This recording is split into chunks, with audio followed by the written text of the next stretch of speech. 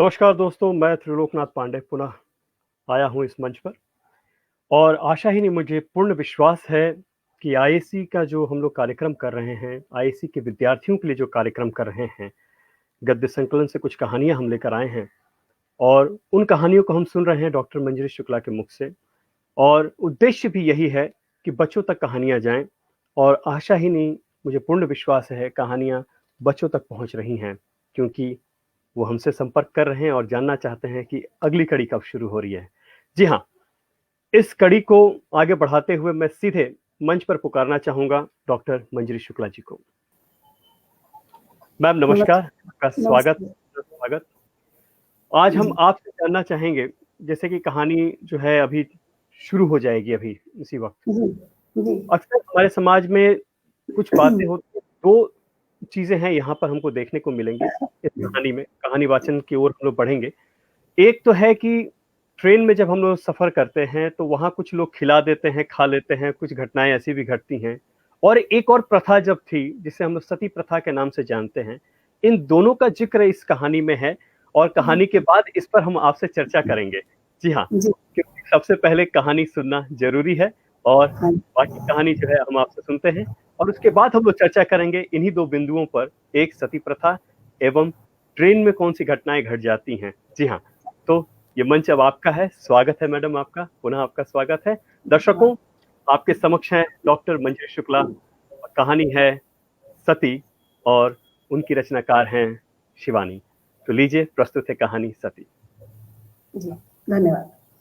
नमस्कार, आज मैं आपको जिनकी कहानी सुनाने जा रही हूँ शिवानी जी की, शायद ही कोई है जो उन्हें नहीं जानता होगा, बहुत ही प्रसिद्ध लेखिका, बहुत ही बेहतरीन कहानियाँ उन्होंने लिखी हैं, तो उन्हीं की कहानी है सती। सबसे पहले मैं आपको शिवानी जी के विषय में थोड़ा-सा बताना चाहूँगी। उनका वास्तविक नाम गौरा पंत था। उनका जन्म राजकोट, गुजरात में सन 1923 में हुआ था। शांति निकेतन और कोलकाता विश्वविद्यालय में उन्होंने शिक्षा पाई। आपकी कहानियां प्रमुख पत्र पत्रिकाओं में प्रकाशित होती रही हैं। शिवानी जी की मृत्यु 79 वर्ष की आयु में 21 मार्च सन 2003 में हुई। शिवानी जी ने कहानियां, उपन्यास और संस्मरण लिखे हैं। इनकी उल्लेखनीय रचनाएं हैं विषकन्या, करिए छिमा, लाल हवेली, अपराधिनी, पुष्पहार, 4 दिन, कथा संग्रह 14 फेरे, कैजा, भैरवी, कृष्णकली और मायापुरी इनके उपन्यास हैं। लाल हवेली, करिए छिमा के चील गाड़ी, मधुयामिनी इनकी लोकप्रिय कहानियां हैं। इन्होंने अपनी कृतियों में सामाजिक रूढ़ियों तथा आडंबरों पर करारा व्यंग्य भी किया है। तो इनकी कहानी मैं आपको सुनाने जा रही हूँ सती। गाड़ी ठसाठस भरी थी। स्टेशन पर तीर्थ यात्रियों का उफान सा उमड़ रहा था। एक तो माघ की पुण्यतिथि में अर्ध कुंभ का मेला, उस पर प्रयाग स्टेशन। मैंने रिजर्वेशन स्लिप में अपना नाम ढूंढा और बड़ी तसल्ली से अन्य 3 नामों की सूची देखी। चलिए, तीनों महिलाएं ही थीं। पुरुष सहयात्रियों के नासिका गर्जन से तो छुट्टी मिली। 2 महिलाएं आ चुकी थीं। एक, जैसा कि मैंने नाम से ही अनुमान लगा लिया था, महाराष्ट्री थी और दूसरी पंजाबी। तीसरी मैं थी और चौथी अभी आई नहीं थी। मैं एक ही दिन के लिए बाहर जा रही थी, इसी से एक छोटा बटुआ ही साथ में था। आसपास बिखरे दोनों महिलाओं के भारी भरकम सूटकेस, स्टील के बक्स और मेरू पर्वत से ऊंचे ठसे कसे होल डाल देखकर मैंने अपने को बहुत हल्का फुल्का अनुभव किया। वैसे भी मैं सोचती हूँ कि बक्स होलडालहीन यात्रा में जो सुख है वो अन्य किसी में नहीं। चटपट चढ़े और खटपट उतर गए। न कुलियों की हथेली पर धरे द्रव्य को अवज्ञापूर्ण दृष्टि से देखकर ये क्या दे रही हैं साहब कहने का भय, न सह यात्रियों के उपालंब की चिंता। मेरे साथ की महाराष्ट्री महिला ने अपने वृहदाकार स्टील के बक्स एक के ऊपर एक चुनकर पिरामिड से सजा दिए थे। लगता था वे प्रत्येक वस्तु के लिए स्थान और प्रत्येक स्थान के लिए वस्तु की उपादेयता में विश्वास रखती थी। वे स्वयं बड़ी शालीनता से लेटकर एक सीध में 2 तकिए लगाए एक मराठी पत्रिका पढ़ने में तल्लीन थी। दूसरी पंजाबी महिला के पास सूटकेस, टोकरी और बिस्तरा ही था। पर तीनों बेतरतीबी से बिखरे पड़े थे। उनका एक सुराही दान, जिसकी एक टांग अधिकांश सुराही दानों की भांति कुछ छोटी थी, बार बार लुढ़क कर उनको परेशान किए जा रहा था। वे बेचारी चश्मा उतार कर रखती, हाथ की जासूसी अंग्रेजी पुस्तक जिसे पढ़ने में उन्हें पर्याप्त रस आ रहा था औंधी कर बर्थ पर टिकाती, झुंझलाकर सुराही दान ठिकाने से लगाकर जैसे ही हाथ की पुस्तक में रस की डुबकी लगाती कि सुराही दान फिर लुढ़क जाता। मुझे उनकी उलझन देखकर बड़ी हंसी आ रही थी। वैसे मैं उनकी परेशानी काफी हद तक दूर कर सकती थी, क्योंकि सुराही दान मेरे ही पास धरा था। मैं उसकी लंगड़ी टांग को अपनी बर्थ से टिकाकर लुढ़कने से रोक सकती थी, पर सुराही को ऐसी बेतुकी काट की सवारी में साथ लेकर चलने वालों से मुझे कभी सहानुभूति नहीं रहती। पंजाबी महिला सोमवतः किसी मीटिंग में भाग लेने जा रही थी, क्योंकि उनके साथ एक मोटी सी फाइल भी चल रही थी, जिसे खोल बीच बीच में वे हिल हिल कर कुछ आंकड़ों को पहाड़ों की भांति रटने लगती, यहां तक कि और उसके बाद फिर अपना उपन्यास बंद करके उसे पढ़ने लगती। उनकी सलवार, कमीज, दुपट्टा और यहां तक कि उनका रुमाल भी खद्दर का था, और शायद उसी के संघर्ष से उनकी लाल नाक का सिरा और भी अबीरी लग रहा था। उनके चेहरे पर रौब था, किंतु लावण्य नहीं। रंग गोरा था, किंतु खाल में हाथ की बुनी खादी सा ही खुरदुरापन था। ठुड्डी पर एक बड़े से तिल पर 2-3 लंबे बाल लटक रहे थे, जिन्हें वे अंगुली में लपेटती छल्ले सा घुमा रही थी। या वे प्रौढ़ा कुमारी थी या फिर विधवा, क्योंकि चेहरे पर एक अजीब रीतापन था। जीवन के उल्लास की एक आध रेखा मुझे ढूंढने से भी नहीं मिली। जासूसी पुस्तक को थामने वाले उनके हाथों की बनावट मर्दानी और पकड़ मजबूत थी। ये वे हाथ नहीं हो सकते, मैं मन में सोच रही थी, जो बच्चों को मीठी लोरी की थपकने देकर सुलाते हैं, पति की कमीज में बटन टांगते हैं या चिमटा संसी पकड़ते हैं। ये वे हाथ नहीं हैं जिनकी हस्त रेखाओं को उनकी कर्म रेखाएं धूल कालिक की दरारों से मलिन कर देती हैं। मेरा अनुमान ठीक था। स्वयं ही उन्होंने अपना परिचय दे दिया। वे पंजाब के एक विस्थापित स्त्रियों के लिए बनाए गए आश्रम की संचालिका थी। हाल ही में विदेश से लौटी थी और लखनऊ की किसी समाज कल्याण गोष्ठी में भाग लेने के लिए जा रही थी। समाज सेविकाओं में उनका नाम अग्रणी था। महाराष्ट्री महिला के परिचय का कोई प्रश्न ही नहीं उठता था। उस स्वल्प भाषणी सुंदरी प्रौढ़ा ने हम में से किसी को भी मैत्री का हाथ बढ़ाकर प्रोत्साहित नहीं किया। हाथ की मराठी पत्रिका को पढ़ती वे कभी स्वयं ही मुस्कुराती जा रही थी और कभी गहरी उदासी से गर्दन मोड़ ले रही थी। स्पष्ट था कि किसी कुशल मराठी कथा लेखन की सिद्ध कलम का जादू उन्हें कठपुतली सा नचा रहा था। वे हमारे डिब्बे में होकर भी नहीं थी।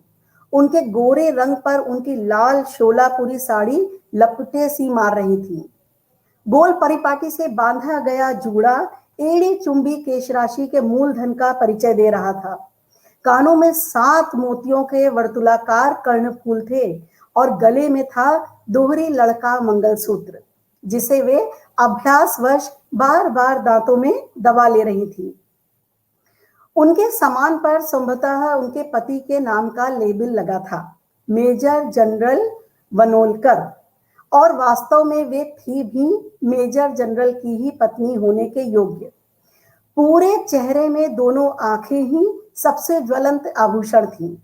वे कुछ भी नहीं बोल रही थी, पर वे बड़ी बड़ी आंखें निरंतर हंसती मुस्कुराती परिचय देती मजाक उड़ाती जा रही थी। कभी वे मुझे देखती, कभी उस पंजाबी महिला को, पर आंखें चार होते ही बड़ी अवज्ञा से दृष्टि फेर मंगलसूत्र दांतों में दबा पत्रिका पढ़ने लगती। गाड़ी ने सीटी दी और ठीक इसी समय हमारे साथ की चौथी महिला ने डिब्बे में प्रवेश किया। गाड़ी मानो उन्हीं के लिए रुकी थी। डांट डपट की फुफकारे छोड़ती गाड़ी चली और उसी धक्के के साथ वे महिला फट से सीट पर लुढ़क पड़ी। उनके हाथ में बेत की बनी एक छोटी सी टोकरी थी और कांख में चौकोर बटुआ दबा था। ओफो, लगता था गाड़ी छूट जाएगी। बाप रे बाप, कैसी दौड़ लगानी पड़ी। मैं उन्हें देखती ही रह गई। समाज सेविका ने जासूसी उपन्यास बंद कर दिया। मराठी मोनालिसा ने चश्मा उतारकर हाथ में रख लिया और बैठ गई। हम तीनों की ही दृष्टि उस चौथी पर आबद्ध हो गई। दोष हमारा नहीं था, वह चीज ही देखने लायक थी। हमारा घूरना उन्होंने भांप लिया। केम बेन, बहुत लंबी हूं ना मैं? वह हंसी। 6 feet 10.5 inch to be exact, शायद भारत की सबसे लंबी नारी। चलिए, ये अच्छा है कि इस डिब्बे में आज हम चारों महिलाएं ही हैं, नहीं तो मुए पुरुष भी मुझे घूरते। फिर वे दनादन हमारा इंटरव्यू लेने लगी। पहला प्रहार मुझ पर ही हुआ। समाज सेविका ने ठक ठक कर 2-3 रूखे उत्तरों के चांटे धर दिए। महाराष्ट्री महिला ने हिंदी नहीं जानता कह पीठ फेर ली, तो उस महिला ने त्रुटिहीन अंग्रेजी में धारा प्रवाह भाषण झाड़ दिया। मुझे मदालसा कहते हैं, मदालसा सिंघाड़िया। कल ही प्रिटोरिया से आई हूं अपने पति की मृतदेह लेने। मैं चौंक गई। समाज सेविका ने अपने रूखे व्यवहार पर लज्जित होकर चट आगे बढ़ उसके दोनों हाथ थाम लिए। अरे राम राम, कोई दुर्घटना हो गई थी क्या? उन्होंने बड़े दर्द से पूछा। मदालसा की वेशभूषा में सदा वैधव्य का कहीं कोई चिन्ह नहीं था। वे लंबी होने पर भी पठानिन सी गठे कसे शरीर की लावण्यमयी गत यौवना थी। उनके बाल किसी दामी सैलून में कटे संवरे लग रहे थे। अपनी धानी रेशमी साड़ी को वे हाफ पैंट की भांति ऊपर चढ़ा दोनों पैरों की पालती मार आराम से जम गई। असल में पिछले वर्ष एक पर्वतारोही दल के साथ मेरे पति भारत आए थे। वहीं एक एवलेंस यानी तूफान के नीचे दबकर उनकी मृत्यु हो गई। च च च च च तो क्या मृतदेह अब मिली? मैंने पूछा। हाँ, भारत सरकार ने मुझे सूचित किया तो भागती आई। बर्फ में दबी देह सुना ज्यों के त्यों मिली है। मेरे बुने स्वेटर का जिसे उन्होंने पहना था एक फंदा भी नहीं टूटा। मृत पति की स्मृति ने उन्हें भाव विभोर कर दिया। बटुए से मर्दाना रुमाल निकाल वे कभी आंखें पोंछने लगी, कभी अपनी सूर्पणखा सी लंबी नाक। बेचारी करती भी क्या, कोई भी जनाना रुमाल उस नाक का अस्तित्व संभाल ही नहीं सकता था। अचानक हम तीनों को बेचारी मदालसा का 1 वर्ष पुराना वैधव्य एकदम ताजा लगने लगा। तो क्या अब आप अपने हस्बैंड का डेड बॉडी लेकर प्रिटोरिया फ्लाई करेगा? महाराष्ट्री महिला ने पूछा। नहीं बैन, मदालसा सीट पर लेट गई तो लगा एक लंबे खजूर का कटा पेड़ ढह गया। एक लंबी सांस खींचकर उन्होंने कहा, मैं असल में सती होने के लिए भारत आई हूं। हम तीनों को एक साथ अपने इस उत्तर का क्लोरोफॉर्म सूंघा सती ने एकदम आंखें मूंद ली, जैसे वह चाह रही हो कि अब हम उन्हें शांति से पड़ी रहने दें। ऐसा भी भला क्या किसी ने सुना था इस युग में? सुस्पष्ट उच्चारण में अंग्रेजी बोलने वाली 6 फीट 10.5 इंच की ये काया कल बर्फ में दबी पति की 1 साल बासी लाश को छाती से लगा जल भुनकर राख हो जाएगी? नहीं, आपको ऐसी मूर्खता करने का कोई अधिकार नहीं है। यह एक अपराध है। क्या आप ये नहीं जानती? खादीदारी महिला उठकर मदालसा के सिरहाने बैठी। ऐसी गंभीर भाषण की गोलाबारी झाड़ने लगी जैसे चिता सचमुच प्रज्वलित हो उठी है और सती लपटों में कूदने को तत्पर है। भावावेश के दुर्बल क्षणों में नारी कभी कभी बड़ा बचपना कर बैठती है। इसका मुझे व्यापक अनुभव है। अभी हाल में ही मेरे आश्रम की 2 युवतियां ऐसी मूर्खता कर बैठी। मुझे ही देखिए, भारत विभाजन के समय मेरे पति की हत्या कर दी गई, पर मैं क्या सती हो गई? सिली सेंटिमेंट। यदि मैं भी उस दिन आपकी भांति सती हो जाती तो आज ये देह दीन दुखियों के काम आ सकती थी। पहले मॉडल जेल की अध्यक्षा रही और अब गिरी बहनों के आश्रम की देखभाल करती हूं। ना बहन ना, मदालसा ने करवट बदली। मैं तो सती होने ही भारत आई हूं। हाय मेरा नील रतन, नीलू डार्लिंग, कहे वह फिर मर्दाने रुमाल से मुंह छुपाकर उसमें सिसकने लगी। आप चाहें तो मैं आपके साथ चल सकती हूँ। आपके पति के अंतिम संस्कार में सहायता कर आपको अपने आश्रम ले चलूंगी। समाज सेविका ने अपने उदार प्रस्ताव का चुग्गा डालकर मदालसा को रिझाने की चेष्टा की। मदालसा बड़ी उदासी से हंसी। धन्यवाद बहन, पर ब्रह्मा भी अब मुझे अपने निश्चय से नहीं डिगा सकते। यह रोग हमारे खानदान में चला आया है। मेरी परनानी तो राजा राम मोहन राय और सर विलियम बेंटिक को भी घिस्सा देकर सती हो गई। और नानी जी के लिए तो लोग कहते हैं कि नाना जी की मृतदेह गोद में लेकर चिता में बैठते ही स्वयं चिता धू धू कर जल उठी थी। फिर मेरी माँ और अब मैं। खैर हटाइए भी, पता नहीं किस धुन में आकर आप लोगों से कह गई। I should not have told you, मुझे आपसे नहीं कहना चाहिए था। चलिए हाथ मुंह धोकर खाना खा लिए जाए। क्यों, क्या ख्याल है? उन्होंने अपनी कदली स्तंभ सी जंघाओं पर दोनों हाथों से त्रिताल का टुकड़ा सा बजाया। हम तीनों को एक बार फिर आश्चर्य उदधि में गोता लगाने को छोड़ वे टोकरी से एक स्वच्छ तौलिया साबुन निकालकर गुसलखाने में घुस गई। उनके जाते ही हम तीनों परम मैत्री की एक डोर में गुद गए। अजीब औरत है। क्या आप सोचती हैं कि यह सचमुच सती होने जा रही है? मैंने मराठी महिला से पूछा। देखिए, मरने वाला कभी ढिंडोरा पीटकर नहीं मरता। वहां हंसकर बोली। हमको तो इसका स्क्रू ढीला सा लगता है। उन्होंने अपने माथे की ओर उंगली घुमाई। इस जमाने में ऐसे कोई सती फती नहीं होती। क्षमा कीजिएगा, खादीधारी महिला बड़ी गंभीरता से बोली।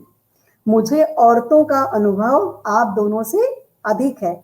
मैं ऐसी भावुक प्रवृत्ति की भोली औरतों को चेहरा देखते ही पहचान लेती हूँ। आंखें नहीं देखी आपने? कितनी निष्पाप, पवित्र और उदार हैं।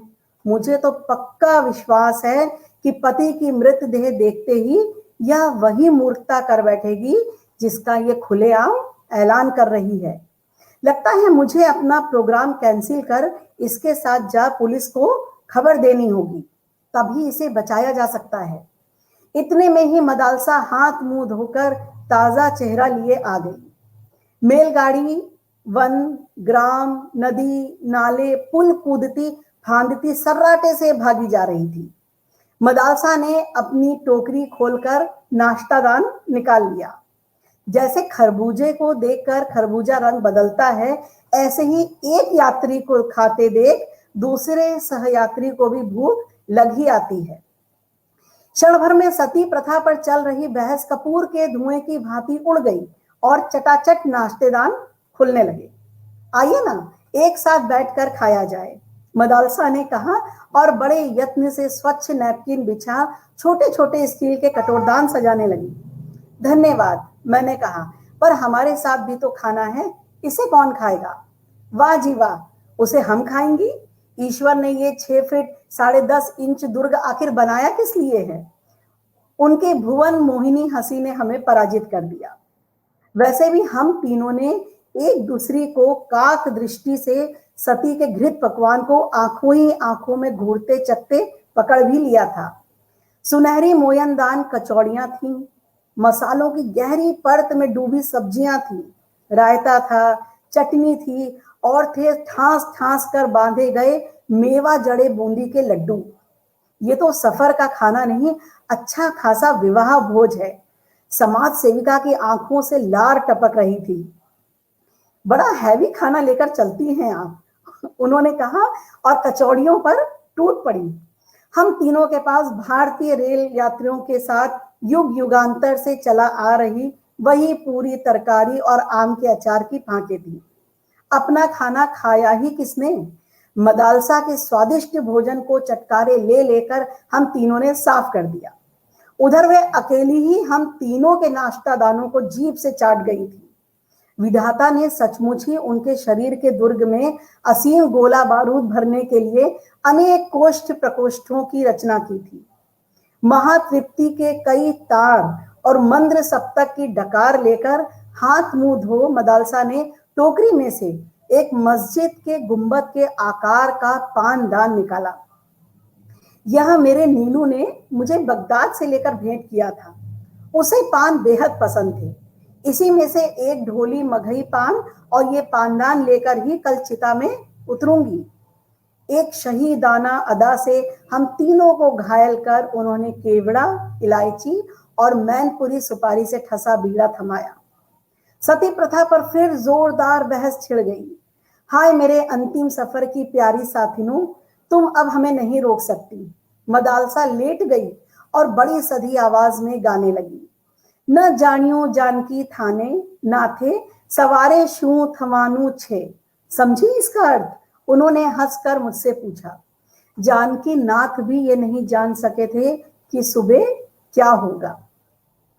अब मुझे लगता है कि उस गुजराती पद की व्याख्या उन्होंने संभवतः हमारे ही हित में की थी। चलो जी, अब सो जाओ सब। आज इस पृथ्वी पर मेरी ये अंतिम निद्रा है बेन। बहस व्यर्थ है। चलो गुड नाइट और बहुत प्यारे प्यारे सपने दिखे तुम तीनों को। सचमुच ही उसकी शुभकामनाओं ने जादू सा असर किया।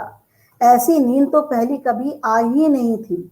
और सपने, कभी लगता जगमगाते आभूषणों के ढेर में गोता खा रही हूं। हीरों के हारों से गर्दन टूटी जा रही है। बाजू बंद अंगूठियों के भार से हड्डियां खिसकी जा रही हैं। और साड़ियां, क्या क्या रंग हैं, कैसा चिकना रेशम। साड़ियों के विशाल उद्दी में रंगीन कीमती साड़ियों की तरंगे रह रह कर उठ रही हैं। इससे प्यारे सपने और क्या दिख सकते थे। पर सपनों का अंत भी समुद्र के ज्वार भाटे की भांति हुआ।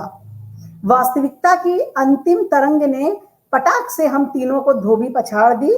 आंखें खोली तो सती गायब थी। हाय मेरे स्टील का बक्स। मिसेज वनोलकर बर्थ से उतरते ही लड़खड़ा गई। उसमें तो मेरे विवाह का जलाऊ सेट था। लगता है वह सती की बच्ची हमें कुछ विष खिला गई। सिर फटा जा रहा है। उनका गला भर्रा गया। हाँ, ठीक ही तो कह रही थी। मुझे जैसे कोई सावन के झूले की ऊंची ऊंची पेंगे दे रहा था। पूरा डिब्बा गोल गोल घूम रहा था। पंखे के चारों ओर बल्ब, बल्ब के चारों ओर छत और छत के इर्द गिर्द कई रेशमी साड़ियां और भारी भारी आभूषण पहने स्वयं मैं लट्टू से घूम रही थी।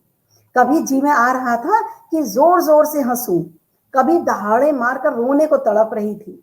बहुत पहले एक बार भाभी ने भांग खिलाकर ऐसी ही अवस्था कर दी थी।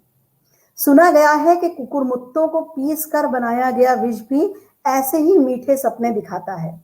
उनको खाते ही गहरी नींद आ जाती है, जो कभी कभी कई दिनों तक नहीं टूटती है। मीठे सपने दिखा सजग मनुष्य को अर्ध विक्षिप्त सा कर देने वाला यह अवश्य वही विष होगा। समाज सेविका दोनों हाथों से सिर थामे बिलख रही थी। हाय मैं तो लुट गई। मेरे सूटकेस में आश्रम का 10,000 रुपया था और मैं सहसा गोल गोल घूमते रेल के डिब्बे में गोल गोल घूमते मेरे दिमाग ने मुझे सूचित किया, तुम्हारा बटुआ ले गई है। बटुआ और ले भी क्या जाती, सामान तो कुछ था नहीं। 55 रुपए और एक फर्स्ट क्लास का वापसी का टिकट। सती की चिता में मैं यही सामान्य सी घृताहुति दे पाई। चेन खींचकर गाड़ी रोकी गई। सचमुच ही समाज सेविका को पुलिस को खबर देनी पड़ी, पर सती को बचाने के लिए नहीं, पकड़वाने के लिए। वह मिल जाती तो शायद हम तीनों स्वयं उसकी चिता चुनकर उसे झोंक देती। पर कहना व्यर्थ है, आज तक पुलिस उस सती मैया के फूल नहीं चुन पाई। तो ये थी शिवानी जी की लिखी कहानी सती। जी बिल्कुल। अक्सर कहा जाता है, सबसे पहले मैं कुछ दिखाना चाहता था दर्शकों को। यहाँ पे साफ तौर पे कुछ ट्रेन में जो अक्सर लगा दिया जाता है कि भाई दूसरे से लीजिए मत खाने वाली चीजें, सावधान रहिए। मैं शुरुआत में ही मैंने बताया कि हम लोग दो जो है केंद्र बिंदु है या फिर दो सिरे हैं इस कहानी पे। एक तो सती प्रथा और दूसरा जो है निद्रा प्रथा। कहने का तात्पर्य यह है कि तांबुल आपको खिलाया गया और आप सोए रह गए, अर्थात किसी ने आपको कुछ दिया और आप खाए और पड़े रह गए। तो ये दोनों उद्देश्य जो है सार्थक है। एक का निश्चित तौर पे उस समय राजा राम मोहन जी जो थे उसका विरोध उन्होंने किया, उसको रुकवाया, जिसे हम सती प्रथा के रूप में जानते हैं। और दूसरा जो है, आज भी सरकार जो है ट्रेन में जो है वो लगा देती है बकायदा इस रूप में कि भैया अगर कोई दे आपको खाने को तो लिया ना करें, कहीं ऐसी स्थिति ना हो जाए आप सोए ना रहें और जो भी है वो आपके हाथ से चला जाए। आइए सीधे कहानी की ओर बढ़ते हैं। कहानी से मिलने वाली सीख के बारे में हम जानेंगे डॉक्टर मंजरी शुक्ला जी से। जी मैडम। जी जी, कहानी पढ़कर मुझे ये लगा कि लेखिका ने कहानी के माध्यम से ये संदेश दिया है कि हमें किसी की भी बातों पर आंख मूंद कर विश्वास नहीं कर लेना चाहिए। हम घर से तो सोचकर निकलते हैं कि अपना ही खाना खाएंगे, किसी का नहीं छुएंगे, किसी से बात नहीं करेंगे, पर कई बार रास्ते में इतनी ज्यादा घनिष्ठता हो जाती है, मित्रता हो जाती है कि हम वो जो सावधानी वाली बात है वो भूल जाते हैं और उसके दुष्परिणाम हमें फिर भुगतने पड़ते हैं। जी हाँ, बिल्कुल। बहुत बेहतरीन तरह से आपने प्रस्तुति दी और आपका वाचन उम्दा है और बच्चे काफ़ी सराहते हैं। उन तक ये कहानी पहुँचती है, हमारे मित्र, शिक्षक मित्र हैं, वो भी उन्हें दे रहे हैं और मुझे विश्वास है कि आने वाले समय में इसे और बेहतर हम लोग बनाने की कोशिश करेंगे, बच्चों से जुड़ने की कोशिश करेंगे और मुझे पूर्ण विश्वास है, ये सार्थक प्रयास है और आने वाले समय में और कहानियाँ इस गद्य संकलन से लेकर आपके समक्ष उपस्थित होंगे। जी हाँ, वही 2 दिन, सोमवार और बृहस्पतिवार, किसके साथ? डॉक्टर मंजरी शुक्ला के साथ। कहाँ? हिंदगी हिंदी है जिंदगी, हिंदी शिक्षण मंच, समाज्ञा, विश्व यात्रा टाइम्स के मार्फत से हम बच्चों तक पहुंचने की कोशिश कर रहे हैं। आशा ही नहीं, पूर्ण विश्वास है आप भी पहुंचाते होंगे। दीजिए हमें इजाजत। नमस्कार, पुनः होगी मुलाकात। पुनः मैम को मैं धन्यवाद देना चाहता हूँ कि वो सदैव तैयार रहती हैं और कहानियाँ बड़ी मजेदार तरीके से हमारे तक पहुंचाती हैं। आज की कहानी बहुत उम्दा रही। सती के बारे में हमने जाना, पान के बारे में भी जाना कि जब भी आप सफर करें तो कहीं पानदान आपको नजर ना आता है और वो पंखे ना घूमे तो सावधान रहिए, अपना भोजन स्वयं लेकर चलें और वही खाएं। किसी को देने की भी आवश्यकता नहीं है, अपना भोजन स्वयं खाएं और खास करके कोरोना काल में तो अभी किसी को लेना देना भी नहीं बनता है। ठीक है, तो फिर होगी मुलाकात सोमवार, बृहस्पतिवार ठीक 5 बजे हम लोग रहेंगे। जी हाँ, डॉक्टर मंजरी शुक्ला और मैं त्रिलोकनाथ पांडे। इजाजत दीजिए हम लोगों को। नमस्कार।